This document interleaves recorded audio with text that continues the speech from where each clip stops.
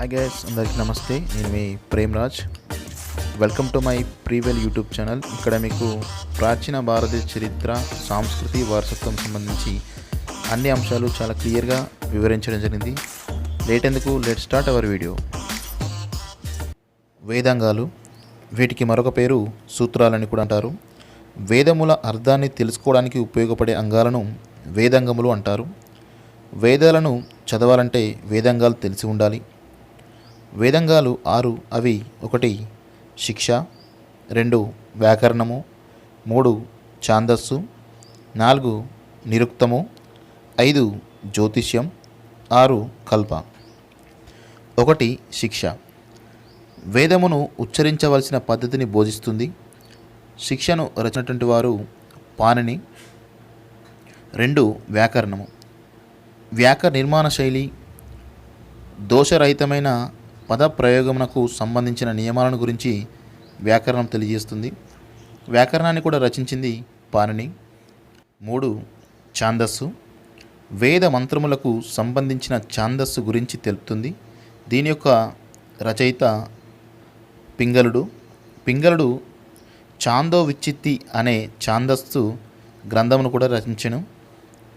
4 నిరుక్తము. పదాల వ్యుత్పత్తి లేదా ఆవిర్భావం గురించి తెలుపుతుంది. నిరుక్తాన్ని రచించినవాడు యాస్కుడు. 5 జ్యోతిష్యము. వేదాలలో చెప్పిన యజ్ఞాలు చేయడానికి కాల నిర్ణయం చాలా ముఖ్యం. ఈ కాల నియమాలు జ్యోతిష్యంలో ఉంటాయి. జ్యోతిష్యాన్ని రచించిన వారు లగధుడు, గర్గుడు. 6 కల్ప. యజ్ఞయాగాది క్రతుల నిర్వహణను గురించి తెలియజేస్తుంది ఈ కల్ప. కల్పశాస్త్రంలో యజ్ఞయాగాదుల విధానము, వాటిలో భేదాల గురించి చెప్పబడ్డాయి. కల్పను రచించిన వారు అశ్వలయనుడు, సంఖ్యయనుడు. కల్పసూత్రాలు 2 రకాలు. అవి శ్రౌత సూత్రాలు, స్మర్త సూత్రాలు. శ్రౌత సూత్రాలు ఇవి శృతులు ఆధారంగా రూపొందాయి. యజ్ఞాలు, జంతుబలులు, హోమ ప్రక్రియ గురించి తెలుపుతుంది. యజుర్వేదానికి సంబంధించిన శౌత్ర సూత్రాలలో శుల్వ సూత్రం అనే విభాగం కూడా ఉంది. శుల్వ సూత్రం వివిధ రకాలైన కొలతలు అనగా రేఖాగణితం, హోమగుండం నిర్మాణం వంటి విషయాలను శుల్వ సూత్రం తెలియజేస్తుంది. స్మార్త సూత్రాలు ఇవి స్మృతులు ఆధారంగా రూపొందాయి. ఇవి 2 విధాలుగా ఉంటాయి. అవి గృహ సూత్రాలు, ధర్మసూత్రాలు. గృహ సూత్రాలు మోక్షం కోసం 16 యజ్ఞాలు చేయాలి. గృహస్థులకు పనికి వచ్చే సూత్రాలు పెళ్ళి, జననం, నామకరణం, ఉపనయనం వంటి సందర్భాలలో పాటించవలసిన విధానాలు. ఇంటిలో ఏర్పరిచే హోమగుండం గురించి గృహ సూత్రాలు తెలియజేస్తాయి. ధర్మసూత్రాలు ఆచారాలు, సామాజిక వ్యవహారాలు, విధానాల గురించి ఉండవలసినటువంటి సూత్రాలు. తదుపరి ధర్మశాస్త్రాలకు ఇవే మౌలిక సూత్రాలుగా చెప్పవచ్చు. పై 4 సూత్రాలలో చెప్పబడిన విషయాలకు అనుబంధంగా వెలువడిన రచనలను పరిశిష్టాలు అంటారు. శ్రౌత సూత్ర అనగా యజ్ఞయాగాదులు, శుల్వ సూత్ర అనగా రేఖాగణితం, గృహ సూత్ర అనగా హౌస్ హోల్డర్ డ్యూటీస్, ధర్మసూత్ర అనగా మోరల్ వాల్యూస్. దర్శనాలు వీటికి మరొక పేరు షడ్ దర్శనాలు అని చెప్పవచ్చు. తాత్విక చింతనను గురించి తెలియజేస్తాయి. రాజు దైవాంశ సంభూతుడని తెలియజేసిన తొలి వాజ్మయం దర్శనములు. వీటిని ప్రాచీన భారతదేశానికి చెందిన 6 తత్వవేత్తలు రచించడం జరిగింది. దర్శనాల సంఖ్య 6. అవి దర్శనము రచయిత. 1 సంఖ్యా దర్శనము. దీన్ని కపిల మహర్షి రచించడం జరిగింది. 2 యోగ దర్శనము. దీన్ని పతాంజలి రచించడం జరిగింది. 3 న్యాయ దర్శనము. దీన్ని గౌతముడు రచించడం జరిగింది. 4 వైశేషిక దర్శనము. దీనిని కణాదుడు రచించడం జరిగింది. 5 పూర్వ మీమాంస దర్శనము. దీన్ని జైమిని రచించడం జరిగింది. 6 ఉత్తర మీమాంస దర్శనము. దీన్ని బదరాయనుడు రచించడం జరిగింది. ఇవి వేదములు ప్రమాణంగా చెప్పబడిన దర్శనములుగా చెప్పుకోవచ్చు. ఈ పైన చెప్పినటువంటి 6. 1 సంఖ్యా దర్శనము. దీన్ని కపిల మహర్షి రచించడం జరిగింది. విశ్వ సృష్టికి మూల ప్రకృతి ప్రధాన కారణమని ఈ దర్శనం సారాంశం. మూల ప్రకృతికి అత్యధిక ప్రాధాన్యత ఇచ్చినది సంఖ్యా దర్శనము.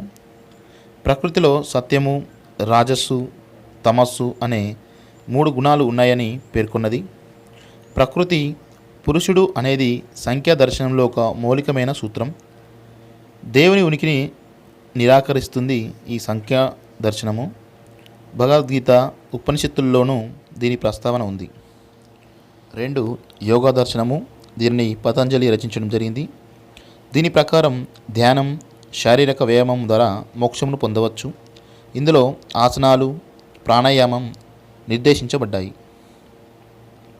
3 న్యాయ దర్శనము. దీనిని గౌతముడు రచించడం జరిగింది. దీనికి మరొక పేరు తర్కశాస్త్రం. దీనిలో 524 సూత్రాలు కలిగి ఉండడం జరిగింది. తాత్విక సమస్యలపై వాదోపవాదాలకు అవసరమైన నియమ నిబంధనలే న్యాయ దర్శనంగా గౌతముడు సూత్రబద్ధం చేయడం జరిగింది. ఇది 16 పదార్థాలను లేదా షోడశ పదార్థాలను తెలుసుకుంటే మోక్షం ప్రాప్తిస్తుందని పేర్కొన్నది. 4 వైశేషిక దర్శనము. దీన్ని కణాదుడు రచించడం జరిగింది. కణాదుని మొదటి పేరు కశ్యపుడు, మరొక పేరు నిరీశ్వర దర్శనం. వైశేషిక దర్శనానికి మరొక పేరు నిరీశ్వర దర్శనం. ద్రవ్యము 9 విధాలుగా ఉంటుందని పేర్కొన్నది వైశేషిక దర్శనము. అణు సిద్ధాంతాన్ని ప్రతిపాదించినది వైశేషిక దర్శనము. భారత్లో భౌతిక శాస్త్రం పుట్టుకకు ఇది ఒక మూలకారణంగా మనం చెప్పవచ్చు.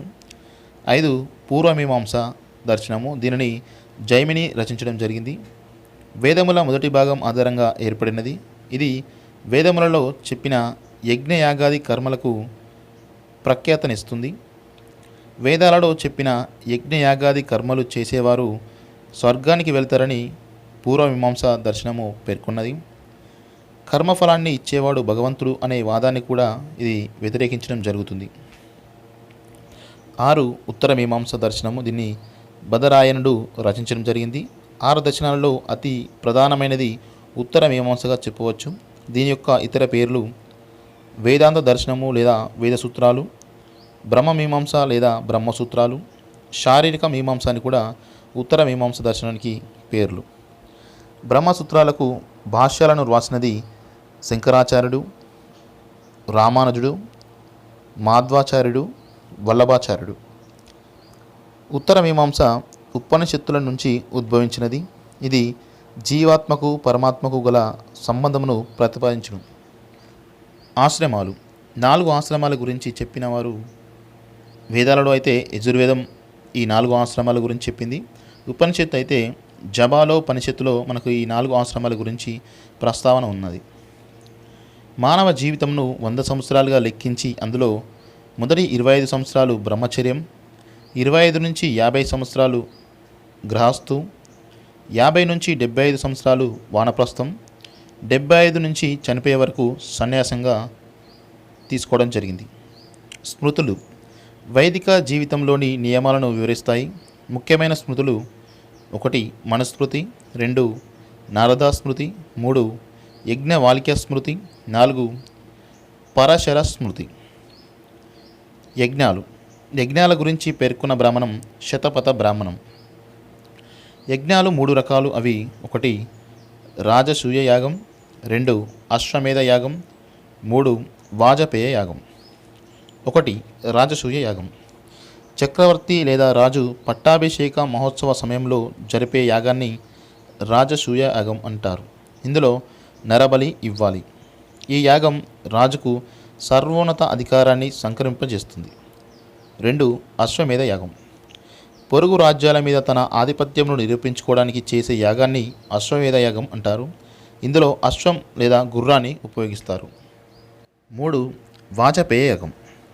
సరిహద్దుల వద్ద శత్రువులను భయపెట్టడం కొరకు, ఒక రాజు తన బలాన్ని ప్రదర్శించడం కొరకు, రాజు తన స్వీయ ప్రజల మీద ఆధిపత్యం ప్రదర్శించడం కొరకు చేసే యాగాన్ని వాజపేయ యాగం అంటారు. ఇతిహాసములు. వేదాలతో పాటు ఇతిహాసములు కూడా వేద నాగరికత కాలంలోనే వ్రాయబడినవి. రామాయణ మహాభారతములను ఇతిహాసములు అంటారు. ఇతిహాస అనగా ఇలా జరిగిందని చెప్పడం అని అర్థం. ప్రాచీన సంస్కృత వాద్యంలో పురాణాలు, ఇతిహాసాలు ఒక కోవకు చెందుతాయి. రామాయణం భారతీయ వాద్యంలో రామాయణము ఆది కావ్యంగాను, దానిని సంస్కృతంలో రచించిన వాల్మీకి మహాముని ఆదికవిగాను సుప్రసిద్ధం. ఇండోనేషియాలోని బాలి దీవిలో రామాయణ నృత్య నాటకంగా బాగా ప్రసిద్ధి. వాల్మీకి అసలు పేరు రత్నాకర్. రామాయణంలో మొత్తం కాండాలు 7, మొత్తం శ్లోకాలు 24,000. మొదటి ఖండం బాలఖండం, చివరి ఖండం ఉత్తరఖండం. దశరథుడి రాజ్యం కోసల, రాజధాని అయోధ్య, వంశము ఇక్ష్వాక వంశం. భార్యలు 1 కౌసల్య, 2 సుమిత్ర, 3 కైకేయి. కుమారులు 4 కుమారులు దశరథుడికి కలరు. కులగురువు వశిష్ఠుడుగా చెప్పవచ్చు. దశరథుడు ప్లస్ కౌసల్య = రాముడు, అంటే ఆ భార్యకు పుట్టినవాడు రాముడు. దశరథుడు ప్లస్ సుమిత్ర = లక్ష్మణుడు, శత్రుఘ్నుడు. దశరథుడు ప్లస్ కైకేయి అనే భార్యతోని పుట్టినటువంటి వాడు భరతుడు. రామలక్ష్మణులకు అస్త్ర విద్యలను నేర్పించినది విశ్వామిత్రుడు. శ్రీరాముని భార్య సీత అనగా జనకుని కుమార్తె. భరతుడి భార్య మాండవి. లక్ష్మణుడి భార్య ఊర్మిళ. శత్రుఘ్నుడి భార్య సుతకీర్తి. శ్రీరాముని కుమారులు 1 లవుడు, 2 కుశుడు. కైకేయి చెలికత్తె మాందర. అంజనేయుడు లేదా హనుమంతుడికి సంబంధించినటువంటి సమాచారం. తండ్రి కేసరి, తల్లి అంజనాదేవి. రావణుడి రాజ్యం లంక, నేటి శ్రీలంక. రావణుడి భార్య మండోదరి.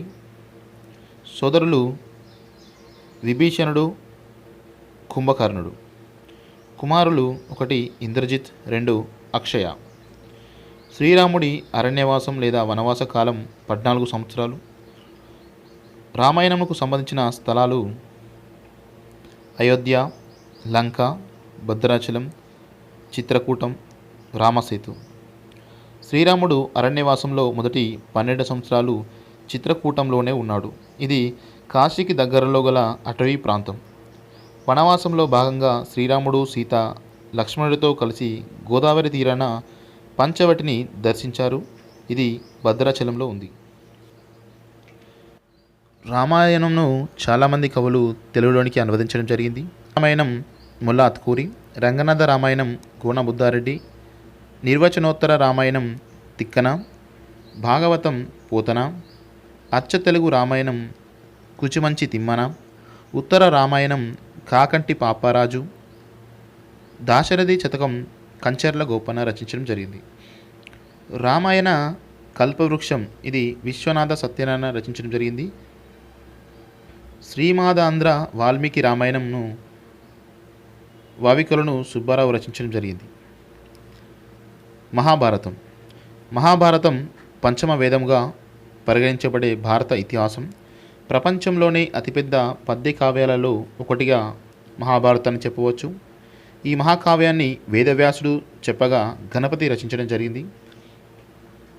సంస్కృతంలో ఉన్న ఈ మహాకావ్యాన్ని కవిత్రయంగా పేరు పొందిన నన్నయ్య, తిక్కన, ఎర్రన్నలు తెలుగులోనికి అనువదించారు. మహాభారతం అసలు పేరు జయ సంహిత, మరొక పేరు శతసహస్ర సంహిత. మహాభారతంలోని పర్వాలు 18. యాదిహస్తి తదన్యత్ర మన్నే హస్తిన తత్వచిత్ అనగా ఇందులో ఏది ఉందో అదే ఎక్కడైనా ఉంది, ఇందులో లేనిది మరెక్కడా లేదు అని మహాభారతం ప్రసిద్ధి పొందినది. మహాభారతాన్ని చెరుకుగడతో పోల్చారు. పర్వము అంటే చెరుకు కనుపు అని అర్థం. 18 కనుపులు అనగా పర్వములు కలిగిన పెద్ద చెరుకుగడ వలె ఉన్నటువంటిది మహాభారతంగా చెప్పవచ్చు. మహాభారతంలోని మొదటి పర్వం ఆది పర్వము, 18వ లేదా చివరి పర్వం స్వర్గోరోహణ పర్వం. మహాభారత రచన చేసినది పారశర మహర్షి కుమారుడైన వేదవ్యాసుడు. మహాభారతంను వ్యాసుడు రచించినటువంటి కాలము 3 సంవత్సరాలు. మహాభారత యుద్ధం జరిగిన కాలం 18 రోజులు. పాండవులు కౌరవులకు మధ్య జరిగిన యుద్ధం మహాభారత యుద్ధం. కౌరవ పాండవుల వంశం కురు వంశం. మహాభారత యుద్ధంలో భీష్ముడు 10 రోజులున్నాడు, ద్రోణుడు 5 రోజులున్నాడు, కర్ణుడు 2 రోజులున్నాడు, శల్యుడు అర్ధ రోజు ఉన్నాడు. మిగిలిన అర్ధ రోజు భీముడు దుర్యోధనునితో యుద్ధం చేశాడు. ఈ యుద్ధం జరిగిన ప్రదేశం శమంతక పంచకం. తన తండ్రిని ఆదర్శంగా చంపిన క్షత్రియ వంశాల మీద పరశురాముడు 21 పర్యాయములు భూమండలమంతా తిరిగి దండయాత్ర చేసి క్షత్రియ వధ చేసిన సమయంలో క్షత్రియ రక్తంతో ఏర్పడ్డ 5 తటాకాలే ఈ శమంతక పంచకం. కురువంశం. పాండవులకు కౌరవులకు పూర్వీకులు అయినటువంటి వారు శాంతనుడు. శాంతనుడి భార్యలు 2, వారు గంగాదేవి, సత్యవతి. శాంతనుడు ప్లస్ గంగాదేవి = భీష్ముడు లేదా దేవదత్తుడు. శాంతనుడు ప్లస్ సత్యవతి = చిత్రగంధుడు, విచిత్ర వీరుడు. భీష్ముడు బ్రహ్మచారి. విచిత్ర వీరుడి భార్యలు అంబిక మరియు అంబాలిక.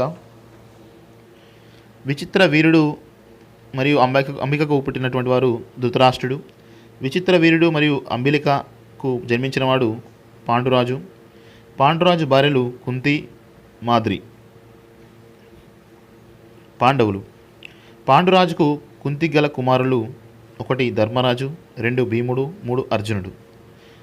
పాండురాజుకు యాదరికి గల కుమారులు నకులుడు, సహదేవుడు. కుంతికి సూర్యదేవునికి వరప్రభావంతో కలిగిన సంతానం కర్ణుడు. పై 5 భార్య ద్రౌపది. 5 భార్య అనగా ధర్మరాజు, భీముడు, అర్జునుడు, నకులుడు, సహదేవుని యొక్క భార్య ద్రౌపది. అర్జునుడి భార్య శ్రీకృష్ణుడి చెల్లెలు సుభద్ర. అర్జునుడి ధనస్సు గాంధీవం. పాండవులకి ద్రౌపదికి కలిగిన సంతానం ప్రతివింధ్యుడు, శతనికుడు, శృతసోముడు, శృతకర్ముడు, శృతసేనుడు. అర్జునుడు సుభద్రల కుమారుడు అభిమన్యుడు. అభిమన్యుడి భార్య ఉత్తర. అభిమన్యునికి ఉత్తరాల కుమారుడు పరీక్షిత్తు. పరీక్షిత్తు రాణి మద్రవతుల సంతానము కక్షసేనుడు, సుషేనుడు, ఉగ్రసేనుడు, నక్యసేనుడు, చిత్రసేనుడు, జనమేజయుడు, ఇంద్రసేనుడు. మహాభారత యుద్ధ అనంతరము ధర్మరాజు పరీక్షిత్తునకు పాండు రాజ్యానికి పట్టాభిషేకం చేసెను. తదుపరి పరీక్షిత్తు శృంగి అనే ముని శాపనకు గురై పాము కాటు వలన మరణించడంతో ఇతని కుమారుడు జనమేజయుడు రాజ్యానికి వస్తాడు. ఇతను తన పూర్వీకుల గురించి తెలుసుకోవడానికి ఉత్సుకత చూపడంతో వైశాపయనుడు జనమేజయుడుకు మహాభారతం వినిపించడం జరిగింది. కురు వంశంలో చివరివాడు జనమేజయుడు. కౌరవులు. పాండురాజు తమ్ముడు ధృతరాష్ట్రుడు. ధృతరాష్ట్రుని భార్య గాంధారి. గాంధారి తమ్ముడు కౌరవులకు మేనమామ అయినటువంటి వారు శకుని. ధృతరాష్ట్రుని కుమారులు కౌరవులు. కౌరవులు 100 మంది. కౌరవులకు గల ఒకే ఒక సోదరి దుష్మల. కౌరవులలో మొదటివాడు దుర్యోధనుడు, రెండవవాడు దుశ్శాసనుడు, 100వ లేదా చివరివాడు వీరజ. యుయుత్సుడు. ధృతరాష్ట్రునికి వైశ్య కన్యమైన సుకదకు జన్మించినవాడు యుయుత్సుడు. మహాభారత లేదా కురుక్షేత్ర యుద్ధంలో పాండవుల పక్షం వహించాడు. యుద్ధానంతరం కౌరవులలో బ్రతికిన ఒకే ఒక్కడు యుయుత్సుడు. యుద్ధానంతరం ధర్మరాజు ఇంద్రప్రస్థానికి రాజును చేశాడు. భగవద్గీత. మరో పేరు గీతోపనిషత్. మహాభారతంలోని భీష్మపర్వం 25వ అధ్యాయము మొదలు 42వ అధ్యాయం వరకు గల 18 అధ్యాయములు భగవద్గీతగా ప్రసిద్ధి చెందడం జరిగింది. మహాభారత యుద్ధంలో అర్జునునికి అతని రథసారథి శ్రీకృష్ణునికి మధ్య జరిగిన సంవాదమే భగవద్గీత. ఇది ఉపనిషత్తుల సారం. భగవద్గీతలోని శ్లోకాల సంఖ్య 745. భగవద్గీతను సంస్కృతం నుంచి ఆంగ్లంలోకి అనువదించినది చార్లెస్ విల్కిన్స్. భగవద్గీతను పార్షియన్ భాషలోకి అనువదించినది దారాషికోవ్. పురాణాలు రచించినది వ్యాసుడు.